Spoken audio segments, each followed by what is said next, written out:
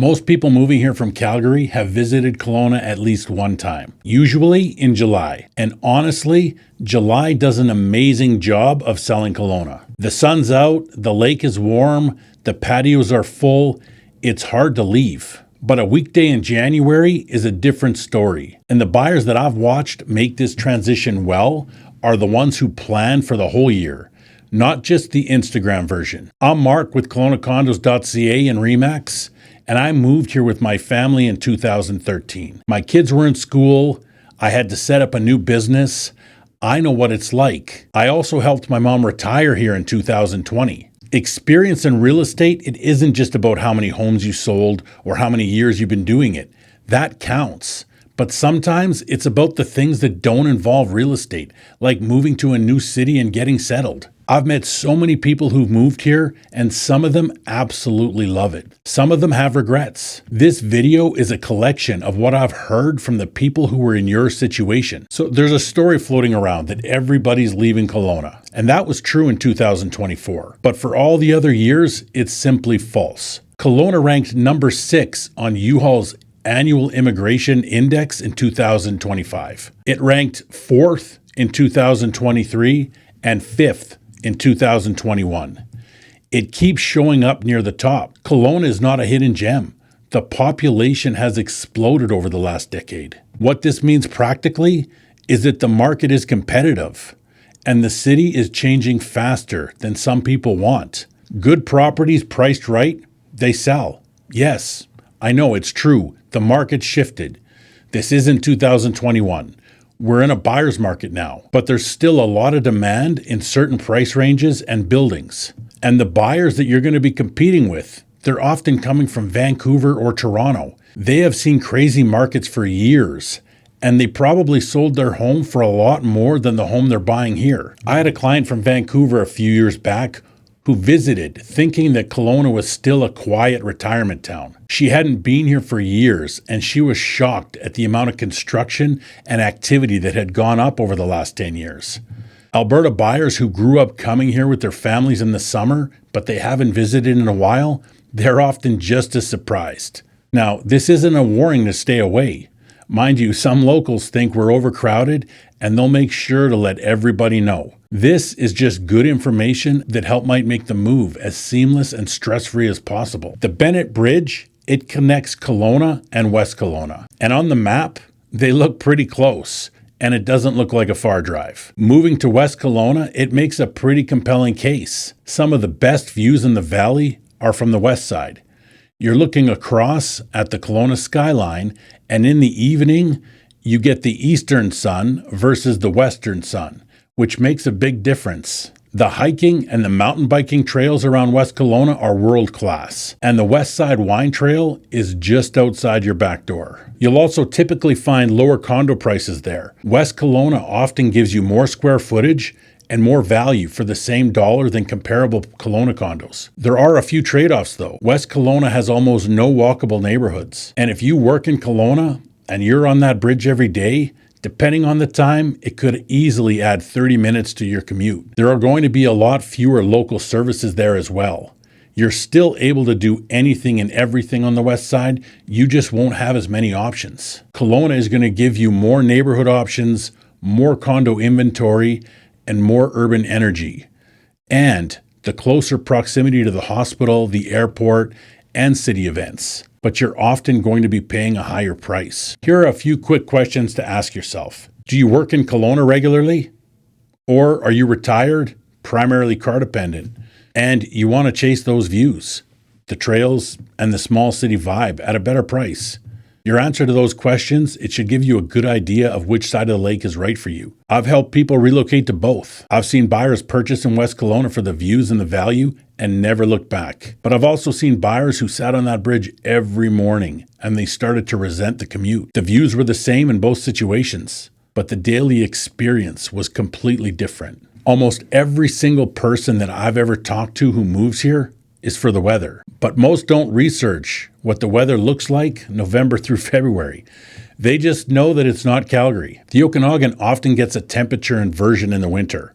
The valley fills with fog, it gets cold and gray, the patios close, and the lake looks cold. January temperatures average just below 0 degrees. You don't get a ton of snow, but if you are up higher, like in Upper Mission or some neighborhoods in West Kelowna, you're probably going to see the snow stick around until early March. But if you're at the lake level, like in downtown or South Pendozi, the snow usually melts in a few days. There also could be stretches where you don't see the sun for a couple weeks. This is not the prairies, but it's also not Palm Springs. My friends and clients that don't mind the winter, they tend to fall into one of two camps. They enjoy winter activities at Big White, which is 45 minutes from downtown Kelowna and has some of Canada's best snow, or they've built a routine that doesn't depend on the weather at all. Whether that's a fitness studio, a club, volunteer organization, or anything else that keeps you busy that doesn't depend on weather. The people I know, including my wife, who struggle, are the ones who didn't realize how much the sunshine affects their mood and happiness. Kelowna winters can be cloudy for weeks at a time. You do get sunny days, but it's not the same as it is in Alberta. The cold, high-pressure systems that push through Calgary, they often bring brutal temperatures, but they also give you amazing sunshine. Kelowna's winters give you mild temperatures. Not a lot of snow, but clouds. So think about how important sunshine is to you. I know this is hard because you often don't realize how much you need it until it's gone. And if you have moved here and you realize that you really miss the sunshine, you should consider getting a quality sun lamp because they make a real difference. Now, I'm not saying winters are bad. I would rather have mild temperatures and no snow than freezing cold and sunshine. And don't get me wrong, my wife still loves the mild temperatures and no snow, but she also really misses the sunshine. If you're moving from Calgary, the higher real estate prices here are not going to be a surprise. You already know that Kelowna costs more, but you also know that Calgary's been getting a lot more expensive too. So the gap between the two markets has been narrowing. The sticker shock that hit Calgary buyers 5 or 6 years ago, it's a different conversation today. But where the cost really does catch people is their monthly spending. Food, entertainment, and everyday things cost more. And of course, gas is more expensive. But Kelowna's smaller, and most people that I know drive a lot less. An example is my mom. She fills up her car once a month here.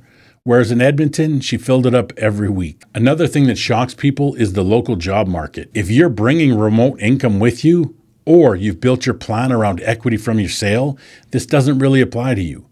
But if you're planning to replace the income that you earned in Alberta, you need to do the math before you move. A quick story is I had a client move here from Ontario.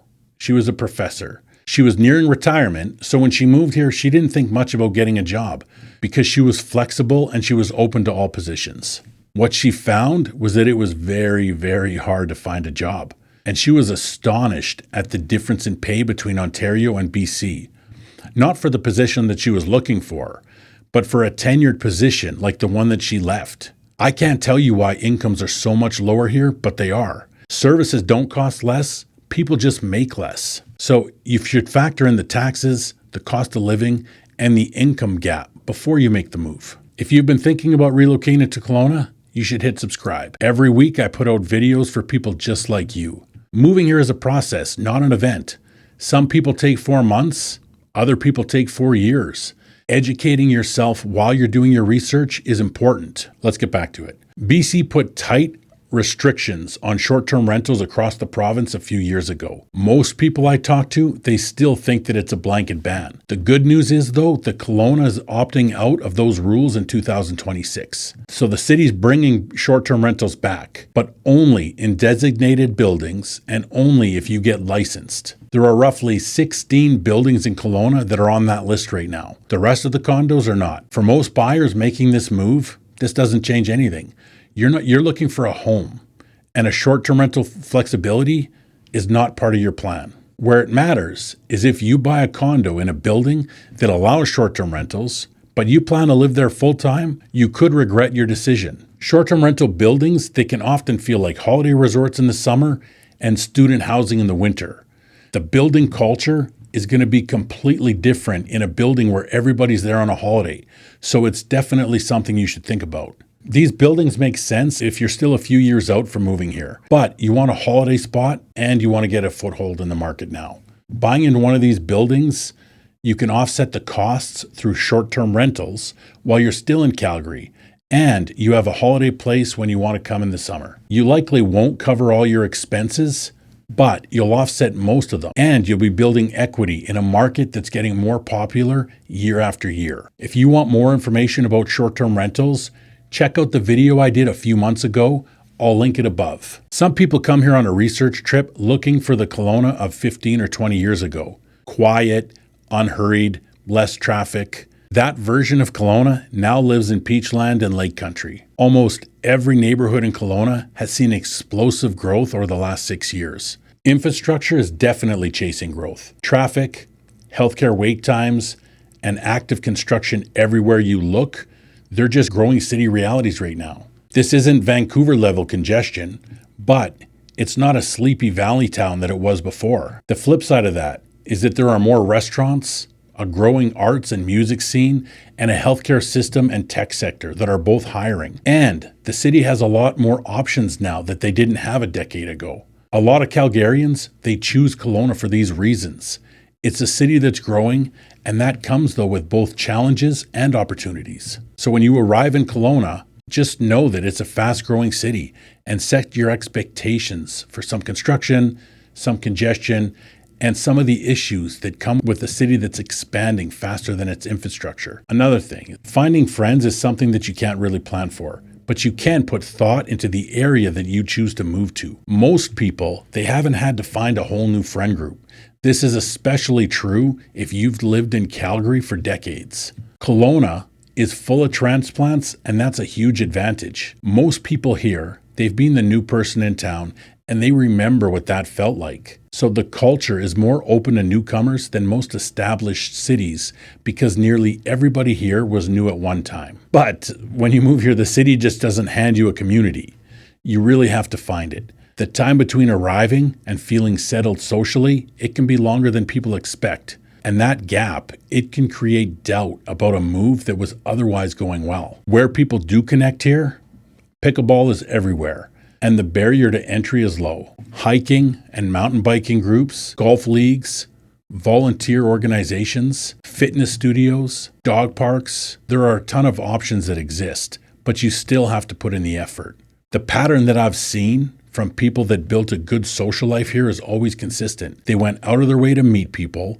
They picked a neighborhood or a building or an activity that aligned with their lifestyle, and they went out of their way to talk to people and make friends. My mom moved here a few years back, and she didn't know anybody except us. The first year was hard, and she wasn't sure she made the right decision. Her initial plan was to move back after 5 years, but she moved into a building with a lot of retirees and plenty of social activities.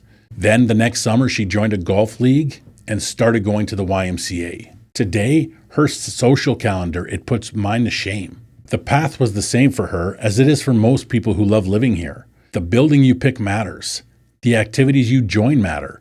Show up even if it's uncomfortable at first and just give it time. So Kelowna is one of the best places to live in Canada, and the weather doesn't really compare to anywhere else. The lifestyle, the lake, the outdoor recreation year-round, they're hard to beat. But the move goes better when you thought through which side of the bridge fits how you want to live, when you've done your financial math, and when you arrive with realistic expectations about the winter, the costs, and how long it takes to feel settled somewhere. If you're making this move and you want to know what the condo market looks like right now, book a call. You'll find my link in the description below. And if you've already made the move from Calgary or anywhere else, drop a comment below. Was there anything that surprised you? Thanks for watching, and I'll see you in the next video.